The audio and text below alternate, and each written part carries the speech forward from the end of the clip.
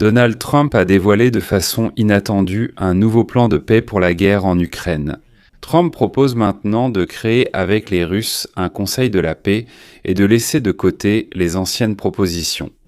La délégation ukrainienne est actuellement aux États-Unis pour conclure les négociations, avant que Trump ne rencontre Zelensky et les dirigeants européens à Davos pour discuter des garanties de sécurité de l'Ukraine, avant que les envoyés américains, Steven Witkoff et Jared Kushner, ne repartent à Moscou voir Vladimir Poutine.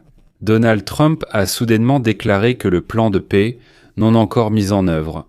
C'est bien sûr une bonne chose, mais il serait bien mieux d'utiliser l'expérience de l'arrêt de la guerre dans la bande de Gaza et de créer un nouveau conseil de la paix avec les Russes, puis, dans ce cadre, de parvenir à un accord sur la fin de la guerre, et ensuite de contrôler ce fameux régime de cessez-le-feu. Et vous savez, quand n'importe quelle négociation commence à s'encombrer de structures compliquées, c'est toujours un signe évident de perte de temps. Et nous avons déjà eu l'expérience de dizaines de groupes de travail, de groupes consultatifs, dans le cadre des accords de Minsk qui, à leur tour, faisaient deux parties du format de Normandie. Nous savons malheureusement trop bien comment cela s'est fini. À noter que selon les derniers sondages en Ukraine, plus de la moitié des Ukrainiens soutiennent maintenant un référendum sur le territoire pour un accord de paix. Mais dans cet épisode, discutons de ce que Donald Trump propose pour l'Ukraine dans le cadre de ce Conseil de la paix, qui est suggéré d'être créé sur le modèle du secteur de Gaza. Je m'appelle Alexei Petchi. Avant de commencer, merci de vous abonner à la chaîne, de liker et de commenter cet épisode. Abonnez-vous aussi à ma chaîne Telegram Petchi News via le lien en description pour suivre nos actualités en temps réel. Si cet épisode vous paraît intéressant ou utile, à la fin, vous pouvez soutenir financièrement le travail de cette chaîne YouTube en faisant un don ou en souscrivant à un abonnement payant via les liens et les coordonnées indiquées. Dans la description, il est écrit « Soutenez la chaîne Alexei Petchi ». Choisissez le format qui vous convient. Merci pour tout soutien. La délégation ukrainienne de négociateurs est actuellement à Miami pour des discussions avec les Américains. Le président ukrainien Volodymyr Zelensky a affirmé que la mission principale de la délégation ukrainienne lors des négociations est de transmettre toutes les informations sur la situation et les conséquences des attaques russes. De plus, le président de l'Ukraine a parlé de la mission de la délégation ukrainienne lors de ces négociations et a souligné que les frappes de la Fédération de Russie réduisent les possibilités de dialogue. La mission principale de la délégation ukrainienne est de fournir toutes les informations réelles sur la situation et les conséquences des frappes russes. Y compris, l'une des conséquences de cette terreur est la discréditation du processus diplomatique. Les gens perdent foi en la diplomatie, et les frappes russes réduisent donc constamment même les faibles possibilités de dialogue qui existaient. La partie américaine doit comprendre cela. Volodymyr Zelensky a aussi insisté sur la nécessité d'avancer sur les documents, qui en fait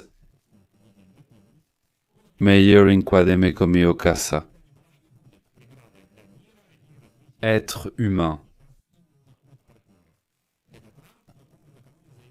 Voici que Klaya a déclaré que les omnipress-folios des échanges d'informations de Leduzleni, Mikashevsko-Dimizioni, Tchernomorgouan étaient beaucoup de vie Erno avec des voix passionnées, Mini Aptorator, Unité Jogeidi, Buglarclip, ne concernant pas l'énergie dans des conditions hivernales rigoureuses, affaiblit et dévalorise les efforts des pays clés, en particulier des États-Unis d'Amérique, pour mettre fin à la guerre. Citation. L'Ukraine est aussi constructive que possible dans la diplomatie. La Russie est uniquement concentrée sur les frappes et les mauvais traitements infligés aux gens. Les partenaires doivent en tirer les conclusions. Nous transmettrons les informations aux personnes influentes pouvant aider dans le monde. Et dans ce contexte, soudainement, on entend du côté de Donald Trump. C'était pas.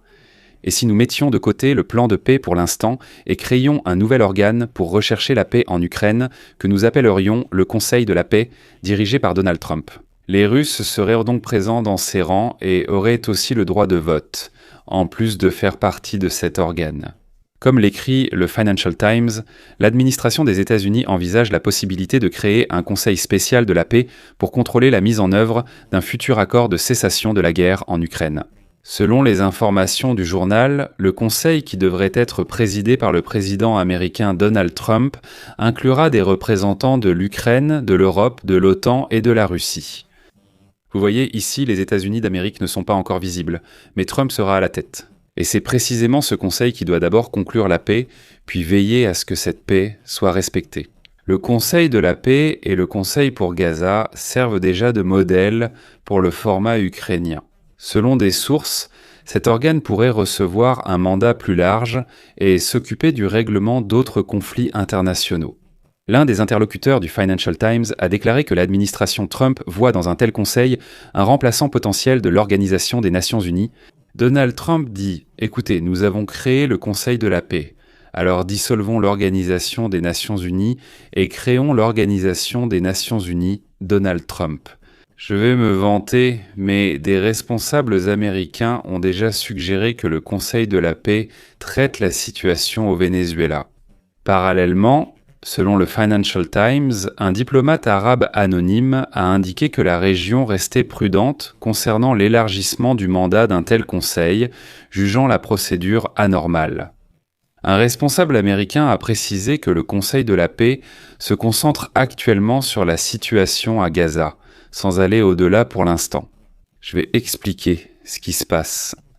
Donc Donald Trump, dans le cadre de la signature de l'accord de cessez-le-feu dans la bande de Gaza, a créé ce Conseil de la paix pour surveiller le respect du cessez-le-feu à Gaza. Et à l'avenir, ce Conseil de la paix devra en fait gérer la bande de Gaza jusqu'à ce qu'une autorité adéquate y soit établie. Et donc la veille, Trump le Conseil de la paix pour la gestion de la bande de Gaza. Le Conseil réunit Donald Trump, le secrétaire d'État Marco Rubio, Stephen Witkoff, le gendre Jared Kushner et Tony Blair. L'ancien Premier ministre britannique Mark Rowan est un milliardaire américain et le chef d'Apollo Global Management, et Ajay Banga est le président de la Banque mondiale. Mais ce n'est pas tout. Pour la gestion opérationnelle du secteur gazier, un conseil exécutif distinct du gaz est créé. Outre les membres du conseil principal, il comprend des représentants des pays de la région et des experts internationaux. Voici Hakan Fidan, ministre turc des Affaires étrangères, Hassan Rachad, chef du renseignement égyptien, Rim al-Hashimi, ministre de la coopération internationale des Émirats arabes unis, et Yakir Gabay, milliardaire israélo-chypriote. Trump propose maintenant un Conseil international de la paix pour l'Ukraine, incluant, pour une raison inconnue, des Russes. Mais il y a une nuance. L'Ukraine est souveraine. Nous n'avons pas besoin d'administration comme à Gaza. Si cet organe ne fait que contrôler le respect du cessez-le-feu, alors d'accord.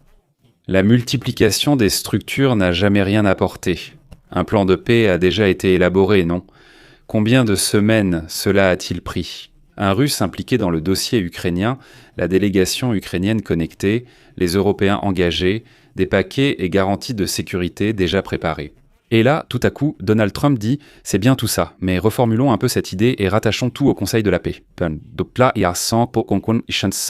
Sous ma direction. » Je le répète encore une fois, si cet organe est créé simplement pour continuer à contrôler le respect du cessez-le-feu et tenir les Russes sauvages en laisse, c'est une excellente idée, mais pour une raison quelconque, il me semble que cet organe n'est qu'un nouveau moyen de gagner du temps. Qu'en pensez-vous ? Écrivez-le dans les commentaires sous cette vidéo, abonnez-vous à la chaîne, cliquez sur la cloche et n'oubliez pas de mettre un like. Et aussi, mes amis, comme je l'ai demandé au début de cette émission. Si cette vidéo vous a été utile, vous pouvez soutenir le travail de cette chaîne YouTube par un don ou un abonnement via les liens et les coordonnées dans la description de cette vidéo. C'est tout pour aujourd'hui, prenez soin de vous, au revoir les sous-titres.